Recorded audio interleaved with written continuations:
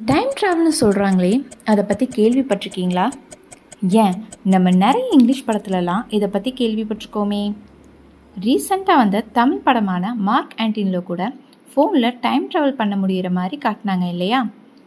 ஆனால் இந்த time travel நிஜமாகவே நடக்க வாய்ப்புகள் இருக்கான்னு கேட்டால் முடியும்னு சொல்லக்கூடிய ஜனங்களும் இருக்காங்க. ஆனால் இல்லை, இதெல்லாம் சுத்தம் வேஸ்ட்டுன்னு கூட சொல்கிறவங்க கூட இருக்காங்க. இந்த வீடியோ டைம் ட்ராவல்னு ஒன்று இருக்குதான்னு நம்மளை நம்ப வைக்கிற மாதிரி நடந்த ஒரு உண்மையான சம்பவத்தை பற்றி தான் பேச போகிறோம்.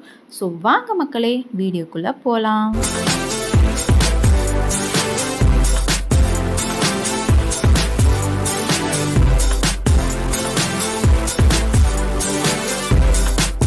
இது நடந்தது 20 ஜனவரி 2003 தாங்க. ஆண்ட்ரூ கால்சன் ஒருத்தனை இன்சைடர் ட்ரேடிங் பண்ண குற்றத்துக்கு போலீஸ் அரெஸ்ட் பண்ணி அவனை கஸ்டடியில் வச்சாங்க. இன்சைடர் ட்ரேடிங்னா என்னன்னு தானே கேட்குறீங்க? அது ஒன்றும் இல்லைங்க. ஒரு கம்பெனியில் ஒரு இன்வெஸ்டர் இன்வெஸ்ட் பண்ணுறதுக்கு அந்த கம்பெனியை நெக்ஸ்ட் ஸ்டெப் என்ன எடுக்க போகிறாங்கிறத அந்த கம்பெனியில் வேலை செய்கிற ஒரு ஆட்கள்கிட்டயே கேட்குறது தாங்க இன்சைடர் ட்ரேடிங். ஸோ அதை தெரிஞ்சுக்கிட்டு ஷேரை அதிகமாக வாங்கி அதிகமான லாபத்துக்கு விற்கிறது தான் இது சட்டவிரோதமானது. ஸோ என்னென்னா, ஆண்ட்ரூ 2 வாரத்தில் ஸ்டாக் மார்க்கெட்லேருந்து $800 $350 மில்லியன் வரைக்கும் ப்ராஃபிட் கெயின் பண்ணாங்க. ஒரு மாதிரி அவன் இன்வெஸ்ட் பண்ணுற எல்லா ஸ்டாக்கையும் ப்ராஃபிட் வந்திருந்தது. ஸோ நார்மலாக ஒரு மனுஷனுக்கு கம்மி டைமில் இவ்வளோ ப்ராஃபிட்ஸ் கிடைக்கிற வாய்ப்புகள் இல்லையேன்னு போலீஸ்க்கு சந்தேகம் வந்துச்சு. ஸோ அவங்க நினச்சாங்க, இவன் ஏதோ இன்சைடர் இன்ஃபர்மேஷன் வச்சுருக்கான், அப்படி தான் இன்வெஸ்ட் பண்ணுறான், அதனால் அவனை அரெஸ்ட் பண்ணிட்டாங்க. ஆனால் அவனை போலீஸ் கொஷின் பண்ணப்போ ஆண்ட்ரூவோட பதில் கேட்டு போலீஸ் ஷாக்கே ஆகிட்டாங்க. என்ன சொன்னான்னா, அவன் இயர் 2256 வந்திருக்கானோ, ஸோ அவன் ஃப்யூச்சர்லேருந்து டைம் ட்ராவல் பண்ணி வந்ததுனால இப்போ இருக்கிற ஸ்டாக்ஸ்லாம் எப்படி பெர்ஃபார்ம் பண்ணணும்னு அவனுக்கு நல்லா தெரியுமா.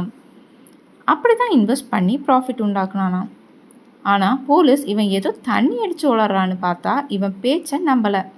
ஆனால் இன்னொரு ட்விஸ்ட்டு, அவன் ரிலீஸ் ஆன உடனே அவன் காணாமல் போயிட்டான். போலீஸ் அவனை தேட முயற்சி பண்ணியும் அவனை கண்டுபிடிக்க முடியல.